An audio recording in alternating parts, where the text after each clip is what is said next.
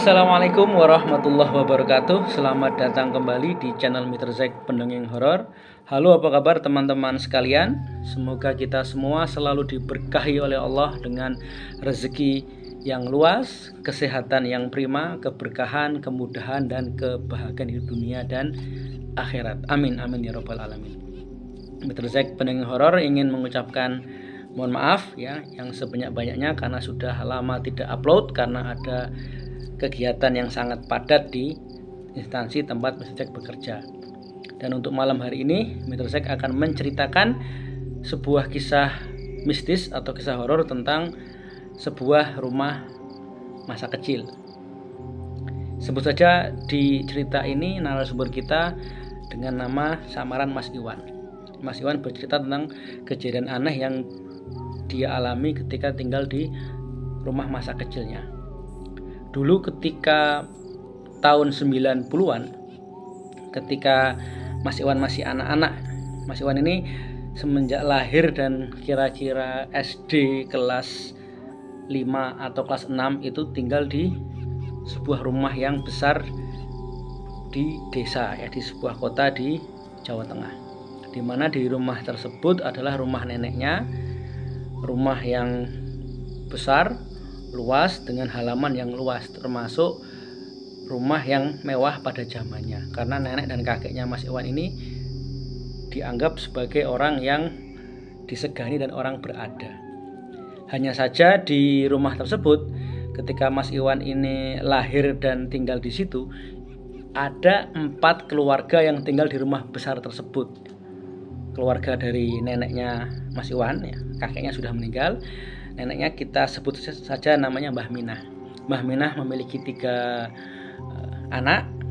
Setelah anaknya menikah, kesemuanya tetap tinggal di rumah tersebut. Jadi ada 4 keluarga ya. Mas Iwan sendiri adalah cucunya Mbah Minah dari anak ketiga. Anak ibunya Mas Iwan adalah anak bungsu dari Mbah Minah. Yang namanya ada 4 keluarga, kadang sering terjadi ketidakcocokan atau gesekan antar saudara atau antar ipar gitu. Terlebih lagi orang tua Mas Iwan ini, bapaknya ini tidak bekerja sebagai orang kantoran, bekerja sebagai freelancer dan usaha-usaha lain ya, seperti berdagang dan menjual jasa. Sedangkan anak pertama dan anak kedua itu termasuk orang yang pada waktu itu dia anggap disegani karena bekerja di instansi atau pegawai negeri dan termasuk cukup disegani lah. Karena sering terjadi gesekan, terus sering juga mungkin ketidakcocokan, terlebih ibunya Mas Iwan ini seringkali diperlakukan tidak baik ya, seperti ART. Akhirnya Mas Iwan sekeluarga, bapak dan ibunya plus Mas Iwan, memutuskan untuk pindah cari tempat yang lebih layak untuk ditinggali gitu ya, pindah ke ibu kota.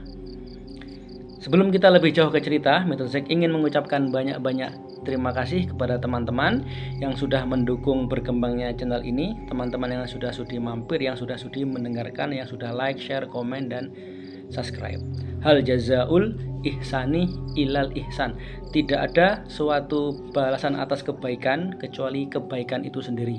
Bagi teman-teman yang sudah berbuat baik, semoga kebaikan teman-teman dibalas oleh Allah dengan kebaikan yang lebih baik lagi. Bagi teman-teman yang mendengarkan tapi belum subscribe, mohon di-subscribe karena subscribe adalah sebuah kebaikan dan subscribe membuat Mr. Zack lebih bersemangat dalam bercerita untuk teman-teman. Oke, kita lanjut. Setelah berpindah ya, namanya rezeki itu kan tidak ada yang mengetahui ya. Jadi setelah pindah ke ibu kota, secara kehidupan dan secara ekonomi, kehidupan keluarga Mas Iwan ini membaik dan membaik. Seperti sebuah kepastian dalam hidup ya. Kullu nafsin dha'iqatul maut. Barang siapa yang bernyawa pasti akan menemui maut. Begitu pula dengan Mbah Minah. Mbah Minah sudah sepuh, kira-kira usia 80 beliau meninggal dunia. Dan di dalam wasiat yang ditinggalkan di hadapan saksi-saksi dikatakan bahwa ibunya Mas Iwan atau anak terakhir itu mendapat hak waris berupa rumah yang dulu ditinggali oleh 4 keluarga ini. Sedangkan anak pertama atau anak kedua Mas Iwan tidak mengerti dapat apa, yang jelas semua hartanya Mbah Minah ini ditinggalkan. Pada waktu itu Mas Iwan sudah SLTA ketika neneknya ini meninggal dunia. Jadi sudah bertahun-tahun pisah rumah ya, karena zaman tahun 90-an ya, kira-kira mungkin pindah tahun 95, kemudian tahun 2000 atau 2001 itu mendengar kabar bahwa neneknya meninggal. Teknologi komunikasi belum secanggih saat ini, jadi dikabari dan kemudian ke sana, ke kampung halaman, dan di depan kerabat-kerabat lain oleh orang yang dipercaya itu dibacakan wasiat. Ya, tentunya menjadi sebuah perdebatan dan sebuah pertentangan ya, rumah itu diwariskan kepada ibunya Mas Iwan, terutama oleh anak pertama dan anak kedua yang memang juga tinggal di situ. Tapi karena ini wasiat dan ini sudah ditandatangani di depan saksi-saksi, mau tidak mau paman dan bibinya atau anak pertama anak kedua dari Mbah Minah harus segera pindah dari rumah tersebut. Karena tadi dijelaskan orang tua Mas Iwan sudah punya pekerjaan di ibu kota, jadi rumah itu memang ingin dijual dan uangnya akan diberikan kepada Mas Iwan, karena Mas Iwan anak satu-satunya ya dari ibunya Mas Iwan ini. Bertahun-tahun dijual, ditawarkan, dicoba dijual, tidak pernah laku gitu. Sampai akhirnya Mas Iwan ini lulus SLTA dan kemudian dia kuliah, dan setelah kuliah Mas Iwan ini tidak bekerja kantoran, dia bekerja seperti bapaknya ya, wira swasta dan menjual jasa. Kemudian diputuskan untuk tinggal di rumah masa kecilnya yang memang menjadi hak orang tuanya gitu. Jadi sudah kurang lebih rumah tersebut kosong sekitar 7 tahun, tidak laku dijual. Jadi dari Mas Iwan SLTA sampai Mas Iwan lulus lulus S1 itu sekitar 7 tahun. Ketika pindah ke situ, Mas Iwan ini sudah punya calon istri gitu. Jadi niatnya tinggal di situ dengan istrinya dan kemudian mencoba untuk membina rumah tangga. Mas Iwan ini bekerja sebagai seorang wira swasta ya. Nggak dijelaskan dia usaha apa. Nah, ketika mulai tinggal di rumah itu, tentunya sudah ada selamatan, sudah ada segala macam termasuk kula nuwun ya, permisi dan sebagainya. Tinggallah di situ.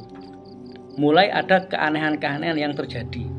Misalkan ketika masak gitu ya, ketika masak baru beberapa jam masakan itu matang, tiba-tiba makanan menjadi basi. Bahkan basinya seperti basi yang benar-benar berbau menyengat, dan bahkan makanan-makanan tertentu keluar belatungnya. Padahal baru sekian jam yang lalu. Ketika masak juga pernah kadang itu masak dengan volume yang cukup banyak, karena misalkan Mas Iwan ini kedatangan tamu dari pihak istri, pihak iparnya gitu. Ketika akan diajak makan, tiba-tiba makanannya kurang atau habis. Padahal tadi dimasak untuk misalkan yang tamu 4 orang nih, jadi 6 orang dengan tuan rumah ya, Mas Iwan dan istrinya, masak untuk 6 orang. Tiba-tiba ketika makan, tiba-tiba seperti masak untuk 2 orang saja, jadi kurang. Sering juga kamar mandi itu terasa licin dan bau pesing ya, bau nggak enak. Padahal di rumah itu yang pakai hanya berdua gitu. Sebelum berangkat usaha, berangkat bekerja gitu, pasti sudah dipastikan. Misalkan tadi pagi mandi, kemudian kalaupun ada buang air kecil atau buang air besar sudah dipastikan bersih, sudah diguyur dan sebagainya. Ketika pulang ke rumah itu pasti menjadi pesing dan berbau tidak enak. Itu salah satu gangguan. Gangguan seperti itu dianggap biasa ya, karena pikirnya Mas Iwan ini rumah sudah 7 tahun kosong. Semenjak dia SLTA sampai lulus S1 sampai menikah, rumah ini dijual nggak laku dan kosong ya. sampai ditinggali kembali. Cobalah ya, Mas Iwan ini sering mengadakan ya semacam kayak pengajian, kemudian sholawatan berzanzi, al-barzanzi di rumah dan sebagainya. Tapi masih ada gangguan-gangguan yang sering-sering terdengar atau terjadi.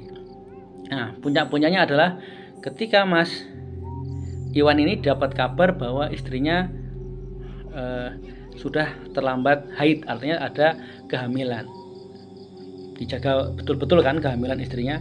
Nah, di situ teror atau gangguannya semakin meningkat ya. Dari yang misalkan makanan sering basi, kemudian makanan sering hilang, ada bau-bauan dari kamar mandi yang sudah yakin itu dibersihkan atau disemprot dengan wewangian masih ada bau, sampai ke tingkat teror yang lebih ekstrim lagi. Pertama, ketika malam hari istrinya Mas Iwan ini ingin ke kamar mandi dan dia membangunkan Mas Iwan itu ya untuk diantar ke kamar mandi, walaupun masih di dalam bangunan rumah, karena itu kan rumah bangunan lama ya, mungkin tahun 50-an atau tahun 60-an, jadi terasa mungkin ada hawa-hawa yang tidak enak. Istrinya Mas Iwan ini minta diantar. Mas Iwan mengantar lah ya, nunggu di depan pintu gitu. Istrinya masuk ke kamar mandi. Ketika ditunggu itu ada seperti suara langkah kaki yang ada di ruang tamu. Padahal di rumah hanya berdua kan, Mas Iwan dan istrinya. Ketika setelah selesai dari kamar mandi, dinyatakan di ruang tamu, dicek tidak ada apapun itu. Kemudian mulai ada hal-hal yang lain yang menjadi teror. Pertama, disadari ketika ke kamar mandi malam yang kedua. Malam pertama itu kan ada, sejak gangguan teror itu yang hanya suara, sekarang mulai dari lubang kamar mandi itu keluar banyak sekali lintah ya, lintah atau pacet, sampai membuat istrinya Mas Iwan ini histeris. Gangguan-gangguan ekstrim mulai muncul lagi. Bau yang menyengat itu sudah bukan hanya bau pesing atau bau kotoran, tapi sudah bau busuk gitu ya, bau busuk seperti bangkai tikus. Awal dikira ada tikus mati kan, dicari di mana-mana nggak ketemu. Kemudian makanan sering basi, cepat habis, atau makanan-makanan hilang. Sampai ada bunyi-bunyi yang lain. Tengah malam ada suara orang jalan, ada suara orang nyapu, dan lain-lain.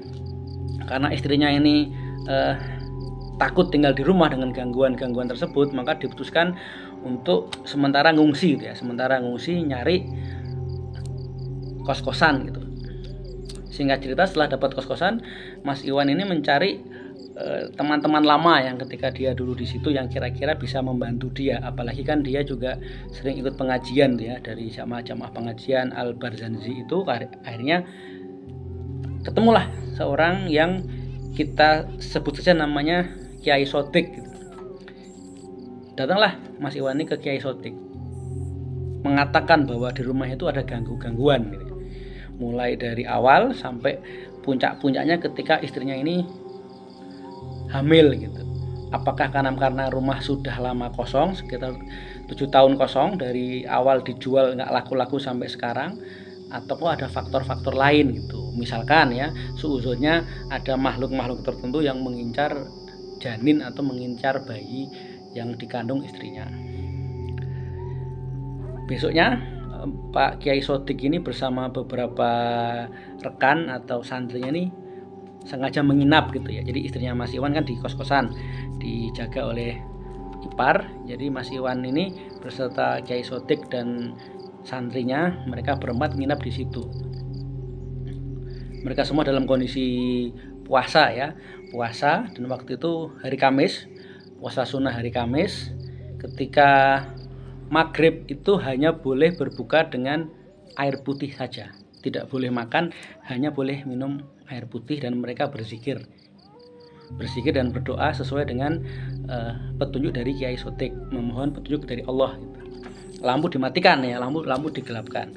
Kalau memang ada makhluk yang menunggu di situ karena rumah sudah lama kosong, sudah lama tidak ditinggali selama 7 tahun, ya semoga dengan izin Allah makhluk tersebut mau pindah dengan baik-baik. Kalau ada makhluk yang jahat, misalkan mengincar janin atau mengincar bayi yang di dalam kandungan, ya semoga dengan izin Allah juga bisa ditangkal atau bisa ditanggulangi. Ketika asik berzikir ya, ketika serius berzikir, tiba-tiba terdengar seperti bunyi barang yang jatuh ya, yang sangat keras sekali, seolah-olah seperti batu besar yang jatuh menimpa plafon atau menimpa atap ya. Kubrak gitu ya. Walaupun gelap, kalau mata manusia itu kan kalau sudah lama di tempat gelap masih bisa melihat ya, walaupun temaram atau samar, itu ada seperti bayangan hitam dan ada seperti lingkaran hitam ya, entah itu bola entah itu apa gitu, itu jatuh melayang dan menimbulkan bunyi seperti bunyi berdentum atau bunyi yang keras, kubrak gitu ya. Berzikirlah mereka gitu ya, berzikir mereka. Dan Kiai Sodik ini lebih membaca dengan bacaan yang tadinya lirih, membaca zikir dengan lebih keras, dan lebih keras. Karena tadi sudah di briefing kan, apapun yang terjadi fokus untuk membaca zikir dan berdoa. Berdoa kira-kira ya sudah ya 2 jam ya, dari jam 7 setelah Isya sampai jam 9. Tetangga kanan kiri juga sudah, sebelum ritual itu dilakukan atau sebelum zikir itu dilakukan, juga sudah dipamiti, saya nanti malam mau zikir, jadi lampu saya gelapkan, jadi jangan kaget kalau ada sesuatu gitu. Jadi artinya sudah dikondisikan. Ada setelah Kiai Sodik ini zikir dengan lebih keras, ada susulan lagi, suara berdentum lagi, tapi kali ini bukan sosok bayangan hitam, tapi seperti cahaya api ya, seperti cahaya api yang berwarna kebiruan, karena itu ruangan gelap, jadi kan jadi biru gitu, jadi biru dan terang. Mas Iwan ini melihat Kiai Sodik itu berkeringat, benar-benar berkeringat dan seperti kewalahan gitu. Tapi karena memang dipesan kalau ada apa-apa tetap fokus untuk berzikir dan membaca doa-doa. Kira-kira 15 menit 20 menit kemudian dari bunyi yang kedua ada bunyi yang ketiga lagi, dan ini seperti bunyi yang dentum lebih keras dan seperti gempa bumi, karena memang kaca-kaca itu bunyi bergetar gitu ya. Meja-meja juga bergetar, bahkan memang ada beberapa gelas yang di meja itu jatuh ke lantai dan pecah. Lebih keras, gelas pecah, dan setelah itu tiba-tiba Kiai Sodik ini takbir gitu ya, Allahu Akbar, kemudian seperti melempar dan ada dentuman terakhir yang keempat. Nah, setelah dentuman yang keempat itu Kiai Sodik memerintahkan untuk menyalakan lampu kembali. Setelah dinyalakan lampu ya, anehnya tidak ada kerusakan apa-apa. Tadi kan ada 3 dentuman atau ada 3 suara seperti plafon jatuh gitu. Kerusakan hanya gelas-gelas yang tadi ditaruh di meja untuk buka puasa itu jatuh ke lantai dan pecah. Setelah dibersihkan, Kiai Sodik ini kemudian bercerita kepada Mas Iwan gitu ya. Jadi selama ini yang menjadi gangguan atau yang merusuh itu adalah memang makhluk gaib, tapi bukan makhluk gaib yang istilahnya yang liar, tapi memang makhluk gaib itu adalah kiriman atau disuruh ya, disuruh supaya mengganggu ketentraman rumahnya Mas Iwan ini gitu ya. Jadi Kiai Sodik tidak menjelaskan siapa, tapi Mas Iwan tahu bahwa salah satu dari pamannya ya, entah anak pertama atau entah anak kedua dari Mbah Minah ini yang memasang atau mengirim makhluk tersebut untuk membuat rumah tersebut tidak laku dijual bertahun-tahun. Rumah itu terasa nggak enak atau nggak nyaman ditinggali, ada bau-bauan, ada suara-suara aneh ya, sampai keluar hewan-hewan yang menjijikkan seperti lintah.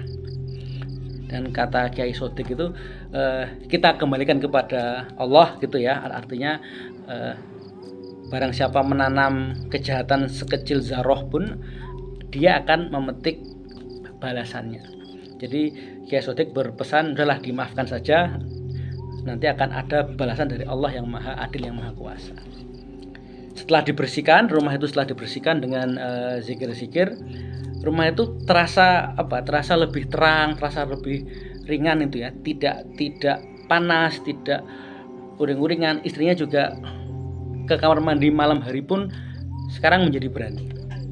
Nah, beberapa minggu kemudian ada kabar bahwa salah satu pamannya itu tiba-tiba menderita stroke mendadak, tanpa sakit, tanpa apa, hanya katanya jatuh di kamar mandi dan stroke gitu. Apakah pamannya yang mengirimkan guna-guna atau bagaimana, wallahu alam bishawab. Tapi intinya rumah yang menjadi hak itu sekarang menjadi nyaman ditinggali ya. Sedangkan pamannya yang diduga melakukan guna-guna atau santet tersebut itu berobat sampai ya boleh dibilang kemana-mana nggak sembuh, sampai hartanya yang dulunya dibangga-banggakan menjadi habis. Wallahu a'lam bishawab. Jadi barang siapa berbuat kebaikan sekecil zarah akan dibalas dengan kebaikan yang lebih baik. Barang siapa berbuat kejahatan sekecil zarah maka juga akan mendapat balasan yang buruk pula. Baik, demikian cerita untuk malam hari ini. Semoga teman-teman terhibur. Sekali lagi Mitra Zaik mengucapkan terima kasih atas atensi teman-teman. Terima kasih Mitra Zaik untuk diri. Wassalamualaikum warahmatullahi wabarakatuh.